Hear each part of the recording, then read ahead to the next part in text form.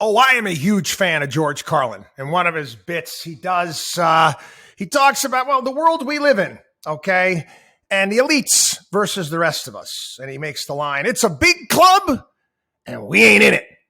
And that holds true for the folks in Washington, D.C. Well, we got a story here.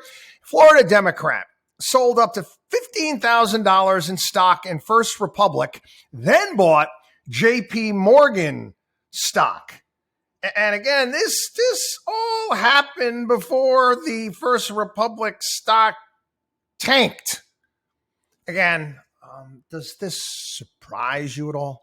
All these politicians will come out. Well, I got a blind trust and I don't know what my financial advisor is doing. Let me tell you something. These people in Washington must have the greatest finance. Their advisors, they got to be like Miss Cleo, or they must have a copy of Biff's almanac from Back to the Future 2. Remember the almanac that he got so you could vote? Again, they know what's going to happen ahead of time. Their timing is impeccable. How is that possible? It's not. It's not possible. It's impossible. And that's the reality. Again, they're in positions of power. Now we talk about this story. We've been talking about this and politicians and trade and stocks going back years. Peter Schweitzer did a book on this. Oh, they put the Stock Act together. I mean, for a period of time, it wasn't just elected representatives that could take advantage of insider trading. It was their staffers as well. You think about that for a second. Is that stuff that would throw you or I into jail. They throw me away and they lock away the key based upon my license. They just do because they can. Again, it's a big club and we ain't in it. And I know, you got strange bedfellows now. You got Matt Gaetz and AOC working together to ban stock trading. Ain't gonna happen. Whatever that they put forward, whatever solution they come up with to appease the masses when it comes to this, and quite frankly, I think people just grown tired of it. They just automatically assume that the corruption's there and there's nothing that can be done about it. We've become accustomed to it, which is not good. But anything that they put forward, anything that they put out, it's going to have massive loopholes in it where these politicians will be able to take advantage of.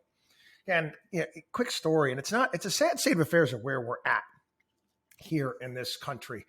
I told a story before. It's just going back when I was going to school in Italy, many decades ago. And at the time of doing, Italian politics class or studying the European Economic Union, how that thing is getting started up. And I found it fascinating. It's just where I lived in Florence, Italy. I'd be reading the Italian papers every day and all of this corruption and political scandals that were there. And I remember the professor that I had. I liked him a lot. His name was Giorgio Natalici. And I was talking with him over an espresso there in a little coffee bar at our school there in Florence, Italy. And I didn't get it. I said, how come people are not up in arms and flipping out over these things? And he's like, Chris, the kind of Italians have gotten used to this.